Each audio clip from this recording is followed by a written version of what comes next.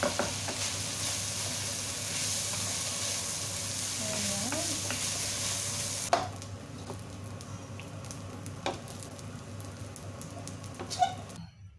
guys! Welcome back to my YouTube channel. This is Shenrak, OFW, cooking vlogger and food lover.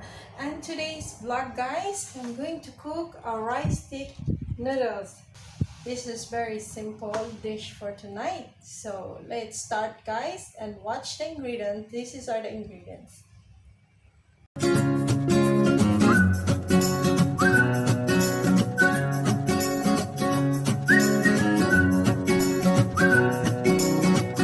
This is the rice stick noodles and shrimp marinated into salt and pepper, and pork meat marinated into light soy sauce, sugar, and cornstarch. And this is mixed vegetable, carrots, chayote, and chikwa. And this is chopped shallot and garlic. Okay guys, first is we boiled water.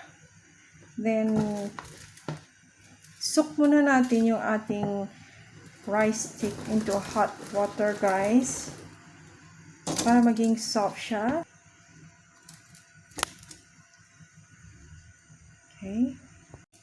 Okay guys, let's wait for a moment and then i-cool down na natin siya. Guys, kunin na natin kasi soft na yung ating rice stick noodles. Okay, pansit ito sa atin guys, bihon in Philippines. We call this bihon. No, iba yung sutanghon. Kasi yung sutanghon, vermicelli yun guys. Okay. Okay, cool down natin siya. So, ito na siya. Let's cool down for a while. Okay guys, this is our rice stick. Na-cool down ko na siya guys. So, let's start to cook our na-marinate na pork and shrimp. Okay? Let's start now. Let's start now guys.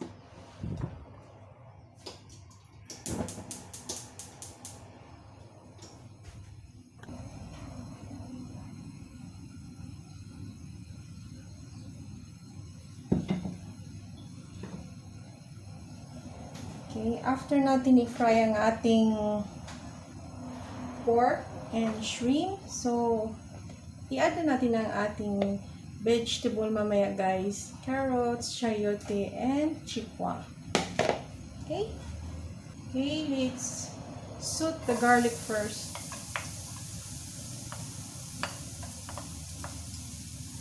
Okay, let's saute the garlic para yung inyong pork guys, ang inyong meat ay good smell. So let's saute the garlic and shallot first.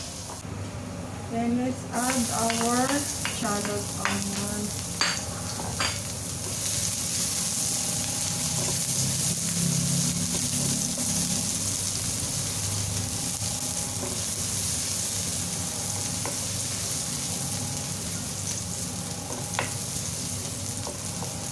Then next guys, yung ating meat na marinate na natin.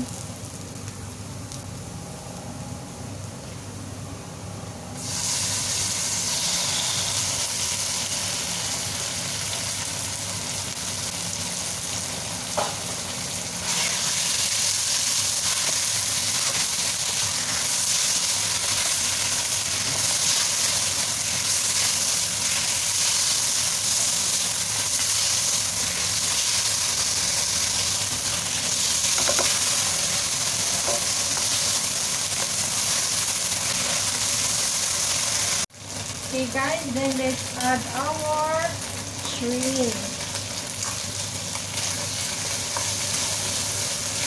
Yung shrimp guys, mabilis na luto yun guys. Pwede naman mix guys, mix seafood and meat. Depende sa inyo kung ano yun. We add a little bit of soy sauce.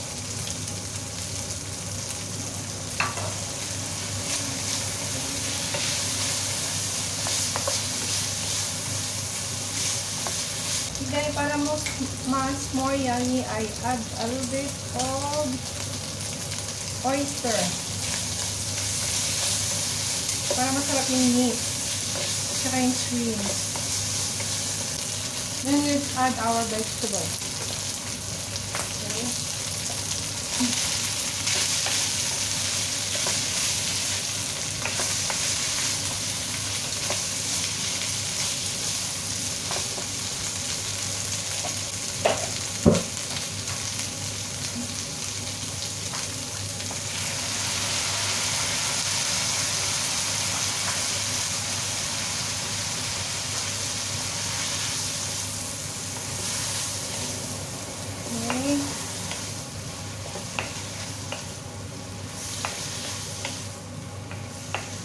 Then cover for a while, guys, until the vegetable is well done cooked, or until the vegetable is half cooked.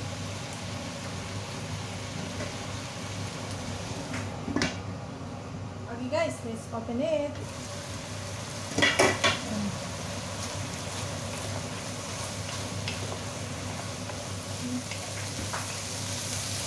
And let's add a pepper, guys.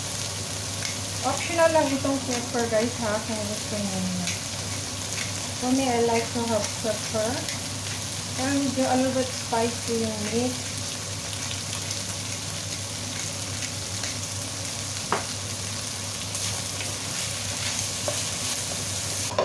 Okay, guys, isi-sit aside na natin.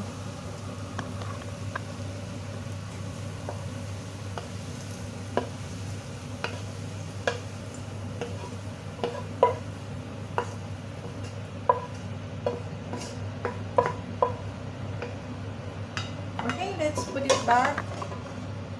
So, kasi meron pa siyang mga sauce na naiwan, guys. So, ilagay natin dito yung ating mingming.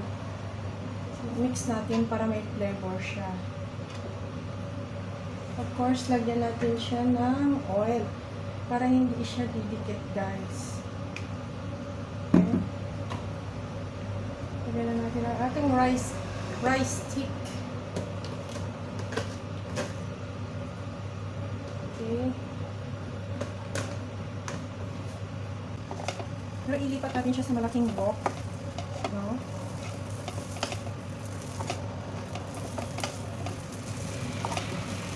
Okay. Ilipat na natin siya, guys. I add some oil para hindi siya didikit, guys. Kasi ganito yung mingming eh. Ayan.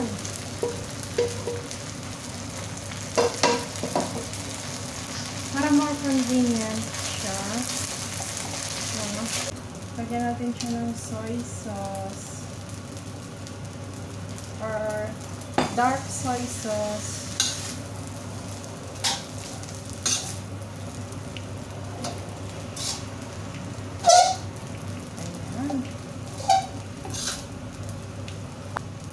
Kailangan magpantay yung kulay niya, guys, kasi mayroon pang mga whites. So hard. Okay, guys, i-add na natin itong ating ingredients. Ayan.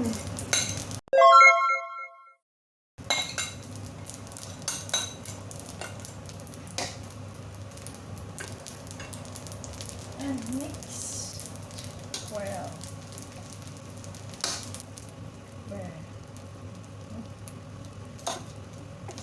Excuse me.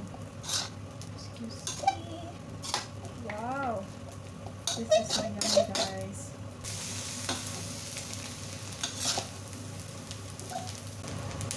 Okay, let's try, guys.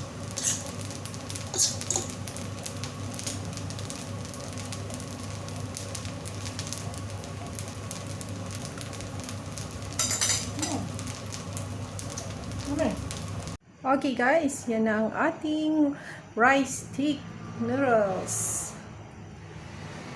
Ready to eat na, guys. Ayan, very yummy. Okay guys, ita-transfer na natin siya sa serving plate. Okay guys, ito na ang ating rice stick noodles. Very yummy guys. Ayan, very delicious.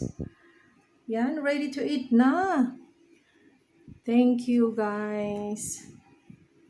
Super delicious. Guys, finish na ang aming rice stick noodles. Very delicious.